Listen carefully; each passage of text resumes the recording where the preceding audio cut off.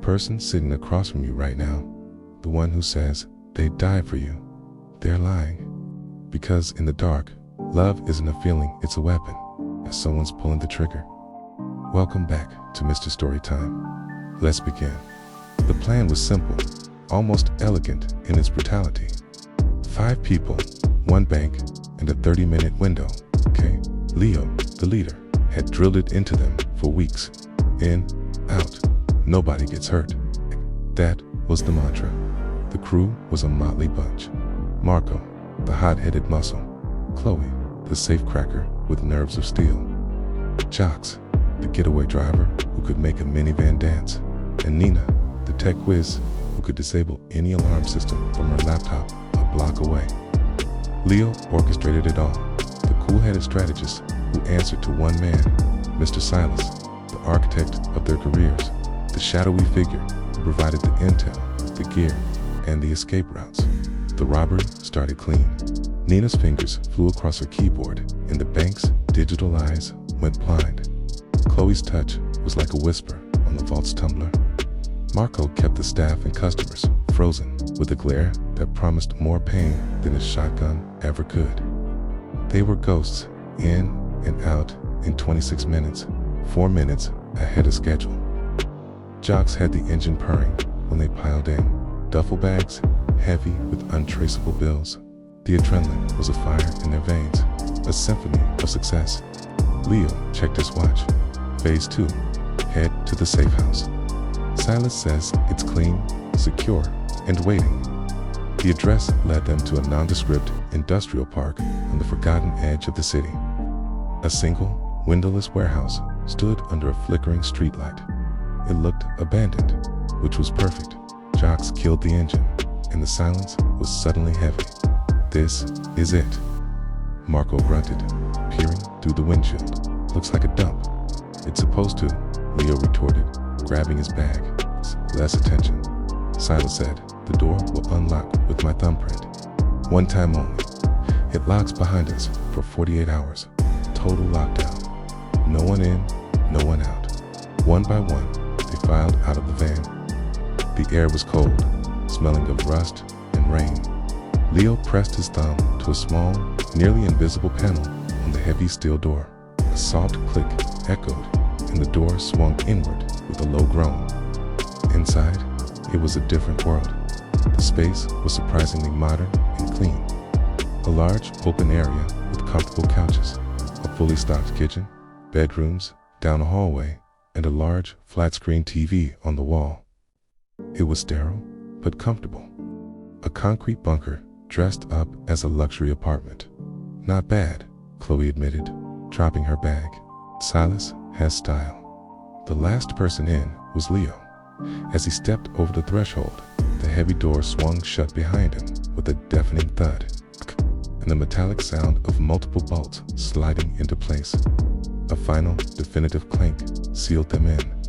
Jocks, ever paranoid, immediately went to the door and pushed. It didn't budge. He tried to handle. Nothing. Locked up tight, he announced, just like the boss said. They spent the first hour giddy with success. They dumped the money onto a large table, a mountain of cash that represented freedom, a new life. They laughed. They drank the expensive whiskey Silas had left for them. They started divvying up the shares. It was a celebration. It was Nina who noticed the first strange thing. Her laptop, which was her lifeline to the outside world, had no signal. Guys, I've got nothing. It's no Wi-Fi, no cell service. It's a complete dead zone. Leo frowned. Silas said it would be secure. That probably means signal jammers. Keep anyone from tracking us. It made sense, but a sliver of unease began to creep in. The unease grew when Marco, getting bored, decided to explore. He walked down the hall and tried one of the doors. Locked. He tried another. Locked. All 5 bedroom doors were sealed shut.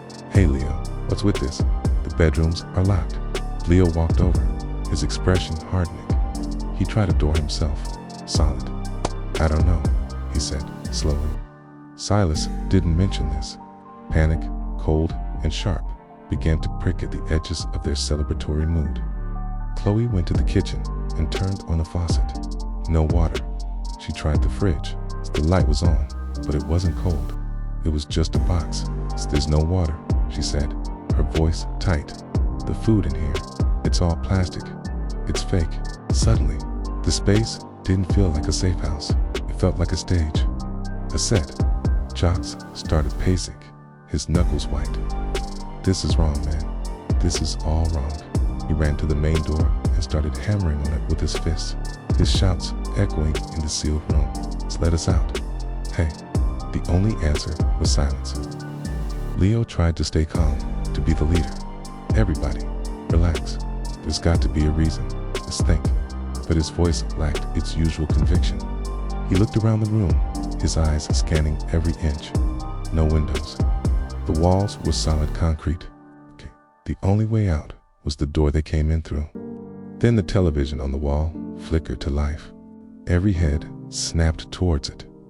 An image appeared, a live feed from a security camera. It was pointed at their van, parked right outside the warehouse. As they watched, 2 black sedans pulled up, boxing it in. Men in tactical gear, armed with assault rifles, swarmed out. They weren't cops. Their movements were too precise, too ruthless. They were professionals. And then a man stepped out of the lead car. He was older, impeccably dressed in a tailored suit, his silver hair catching the dim light. He walked with an air of absolute authority. "Silas," Chloe whispered, her face pale. On the screen, Silas looked directly into the camera, as if he could see them through the lens. A slow, cruel smile spread across his face. He lifted a hand and gave a small, mocking wave. Then he turned and gestured to his men.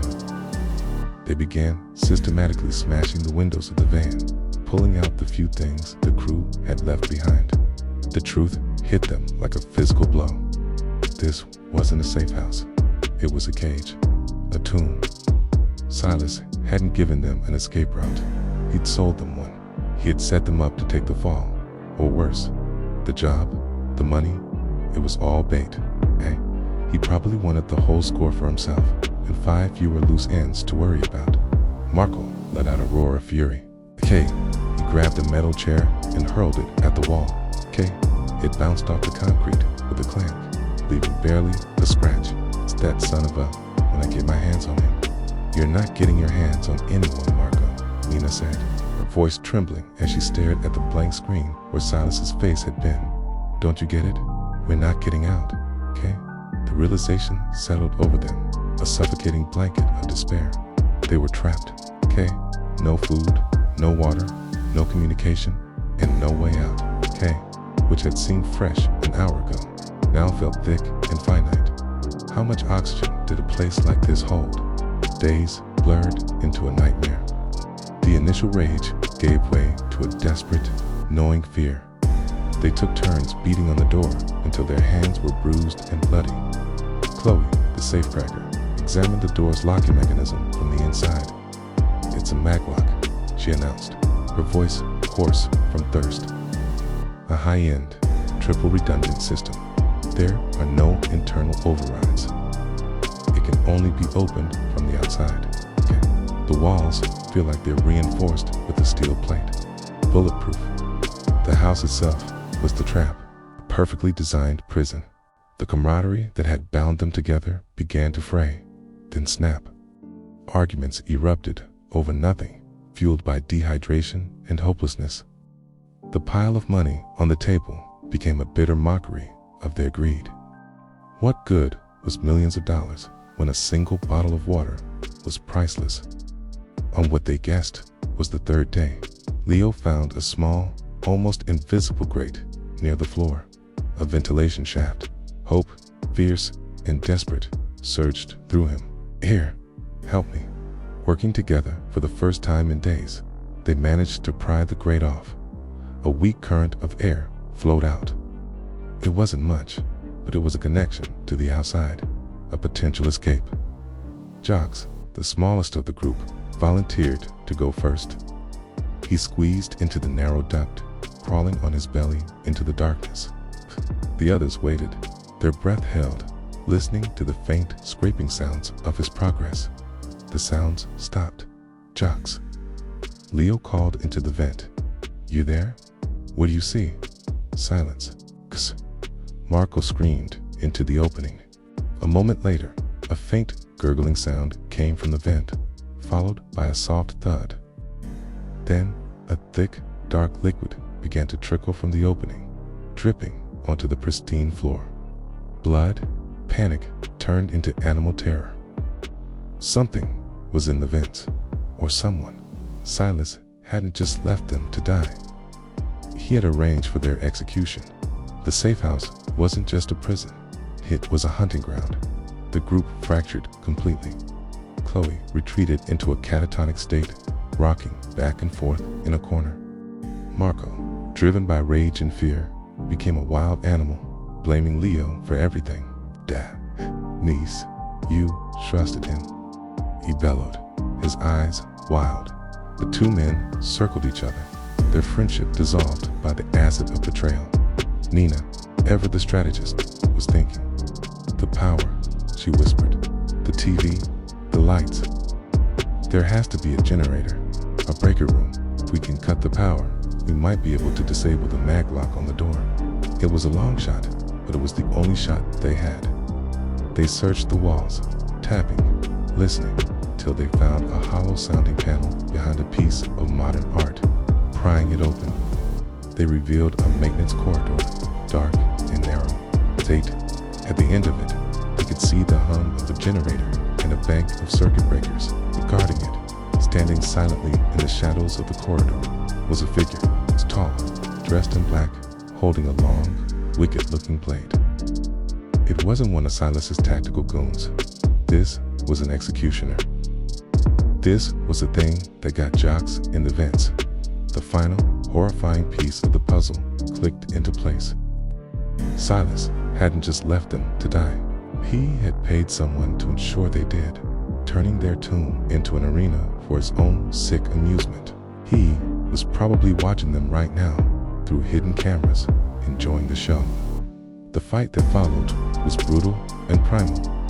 It was Leo and a berserk Marco against a silent killer in the narrow hallway. It wasn't a fight for money or for freedom anymore. It was a fight for one more breath. They fought with broken chairs, with their bare hands, fueled by the last dregs of adrenaline. In the end, only Leo was left standing, bleeding from a dozen wounds. The killer lying still at his feet. Marco was gone. Chloe was lost to the world. Nina was huddled by the breaker box, her face a mask of terror. Leo staggered to the main door, his body screaming in protest. He looked back at the carnage, at the mountain of useless money, at the ghosts of his friends. He had led them here. He had trusted the wrong man. The promise of an easy life had led them to a hard death. The door remained sealed, a silent monument to their fatal mistake. There was no way out. There never was. He slid down the cold steel door, the last man in the safe house with no exit, and waited for the air to run out. Another day, another tragedy turned into a tale. Don't get too comfortable, because the next story I tell might be yours. Mr. Storytime. Until next time, keep watching the shadows.